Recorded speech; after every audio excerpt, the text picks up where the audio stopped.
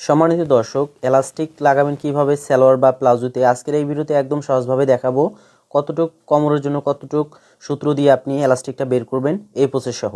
তো সবার প্রথমে এখানে হচ্ছে বেলটা দেখুন, এখানে হচ্ছে 21.5 ইঞ্চি রয়েছে। তো এলাস্টিকটা বের করার নিয়ম হচ্ছে আপনি এইভাবে সালোয়ারটি এখানে বিছাবেন, বিছানোর পর এইভাবে এলাস্টিকটা নেবেন, নেওয়ার পর বাড়তিভাবে এখানে 3 থেকে 4 ইঞ্চির মতো এলাস্টিক আপনি নিয়ে নেবেন। নেওয়ার পর এই এলাস্টিকটা সুন্দরভাবে কাটিং করে নিতে হবে। নেওয়ার পরে এই পার্টটা হচ্ছে এই দিক থেকে হচ্ছে এখন এটাকে আটক করে নিতে হবে, অর্থাৎ সেলাই করে এটাকে জয়েন দিয়ে নিতে হবে। তো এখানে সুন্দরভাবে জয়েন দিয়ে নিলাম আমি সেলাই করে। এরপর এখানে হচ্ছে সালোয়ার পার্টটি এখানে সোজা করে রাখতে হবে। এরপরে হচ্ছে ভিতর পার্টটা বের করে আনতে হবে। এরপর এই পার্টটা এখানে রাখতে হবে, উপরের সাইডটা বাম দিকে নিয়ে এসে এই পার্টটা এদিকে ঢেকে দিতে হবে। এখানে অবশ্যই একটু কাপড় আমাদের গ্যাপ রাখতে হবে। এভাবে প্রথম যে আমরা সেলাইটা দিব এটা হচ্ছে শুধুমাত্র কাপড়ে, এই ভাঙার কাপড় এবং নিচের কাপড়টাতে সেলাই দিব। আর এখানে আরেকটা বিষয় দেখুন, আমি কিন্তু এখানে কোনো প্রকার সেলাই দিলাম না, যেহেতু এখানে পায়ের অংশ রয়েছে।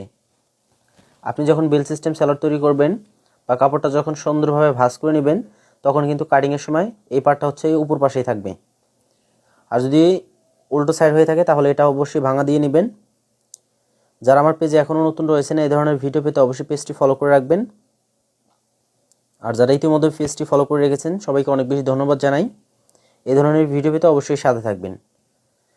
এখানে কিন্তু দেখুন আমি একদম সুন্দরভাবে সেলাইটি করে নিচ্ছি। এই সেলাইটি করে নিতে হবে আপনাকে। সেলাইটি কমপ্লিট হলে সুতাগুলো আমাদের সুন্দরভাবে হচ্ছে সেটে নিতে হবে বা কাটিং করে নিতে হবে। এরপর এই পার্টটা হচ্ছে সুন্দর পাশে হচ্ছে সুন্দর করে কুচিটা চতুর্দিকে করে নিতে হবে। নেওয়ার পরে এখানে মিডিলে আরেকটা সেলাই দিয়ে নিতে হবে। এখানে যখন সেলাইটা দিবেন অবশ্যই সামনের পার্ট এবং পিছনের পার্ট দুইটা পার্ট হচ্ছে টেনে টেনে ধরে ধরে সেলাইটি করে নেবেন, তাহলে কিন্তু আপনার ফিনিশিংটা ভালো আসবে। আমি কিন্তু আজকের এই ভিডিওতে একদম সহজভাবে আপনাদের দেখিয়ে দিলাম যে কীভাবে সালোয়ার পায়জামা বা প্লাজোতে কীভাবে এলাস্টিক লাগাতে হয়। ভিডিওটি ভালো লাগলে অবশ্যই শেয়ার দিবেন।